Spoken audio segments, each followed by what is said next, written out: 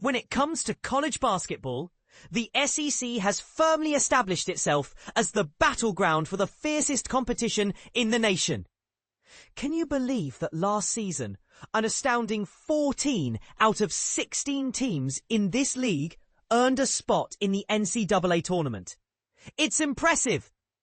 Moreover, half of the teams that made it to the Elite Eight hailed from the SEC, culminating in Florida's triumph as the national champion. In the previous season, the Ole Miss Rebels, positioned as the number 6 seed, made a notable run to the Sweet 16. However, their journey came to an end at the hands of the number 2 seed Michigan State, who narrowly defeated them 73-70. It marks the first time since 2001 that the Rebels progressed this far. Despite the heartbreak of that loss, head coach Chris Beard's second year in Oxford was a testament to progress and growth. In early August, the SEC unveiled the conference schedules for all teams, setting the stage for an exciting season ahead. Let's examine how the Rebels will fare against some of the most formidable opponents in the conference during the 2025-26 season. Arkansas. The Rebels are set to take on the Arkansas Razorbacks in Oxford on either January 6th or 7th. This off-season, Razorbacks head coach John Calipari made headlines by signing Darius Acuff, lauded as the top-ranked point guard in the 2025 recruiting class. In addition, senior forward Malik Ewin, who averaged 14.2 points per game at Florida State, is expected to dominate the interior scoring. However, Arkansas has experienced its fair share of setbacks, notably the departures of key guards Boogie Fland, who transferred to Florida, and Adu Fierro, who went on to join the Los Angeles Lakers. Last season, the Rebels managed to best the Razorbacks twice, once during regular play and again in the SEC tournament. While the Rebels will likely find it challenging to contain Acuff, their impressive length in the paint could potentially hinder Ewin's scoring opportunities. Auburn. Just as the season was about to get underway, Auburn's sensibility shifted dramatically when coach Bruce Pearl, who was recognized as the SEC Coach of the Year, announced his retirement in late September. His son Stephen is anticipated to step into the head coaching role, with returning point guard Tahad Pettiford, who averaged 11.7 points per game. The Tiger backcourt seems sturdy.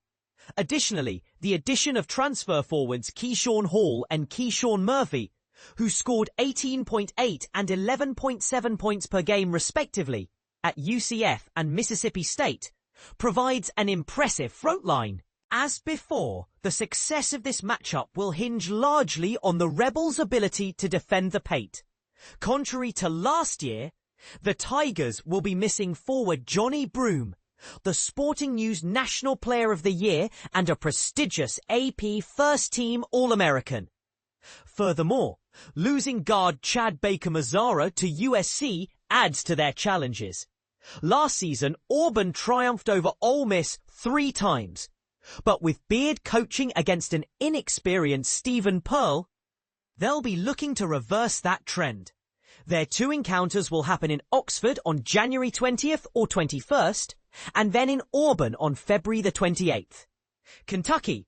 The Rebels will head to Lexington, Kentucky to face the Wildcats on January the 24th. Returning to lead the Wildcats is head coach Mark Pope, along with their standout scorer Otega Owe, who averaged 16.2 points per game. Kentucky has also made significant moves in the transfer portal, securing what is ranked as the second best transfer class nationwide, according to ESPN.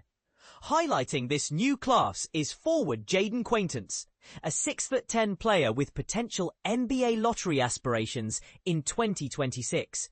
Unfortunately, his previous season was cut short due to an ACL tear, and as of a month ago, updates on his recovery have been sparse, leaving fans anxious for his return. Kentucky, known for being a production line for future NBA talent, with 29 former players currently on professional rosters, has plenty to offer this season as well. Notable additions include Florida transfer Denzel Aberdeen, a proficient mid-range shooter capable of sinking threes, and guard Jaland Lowe, who averaged 16.8 points per game at Pittsburgh. For the Ole Miss backcourt, which includes talents like Keza Giffer, Corin Johnson, and Kentucky transfer Travis Perry, the challenge will be steep. Though last season they successfully contained OE in a commanding 98-84 victory at home, there remains a lot of uncertainty regarding Quaintance's health and how it could impact the game dynamics. Florida, February 21st, will have the Rebels squared off against the reigning champions, the Florida Gators, in a matchup hosted in Oxford. Despite losing their outstanding backcourt duo of Will Richard and AP first-team All-American Walter Clayton Jr., the Gators are still a formidable opponent. The acquisitions of Arkansas transfer Fland and Princeton transfer Xavier Lee should keep Florida's offensive engine running at full throttle, potentially leading to another high-scoring affair. Thomas Hoare, who showed he could deliver with clutch shooting against Texas Tech in the Elite Eight, can always catch fire, making him a player to watch closely. For Ole Miss, securing rebounds will be crucial, especially against third-team All-SEC selection Alex Condon.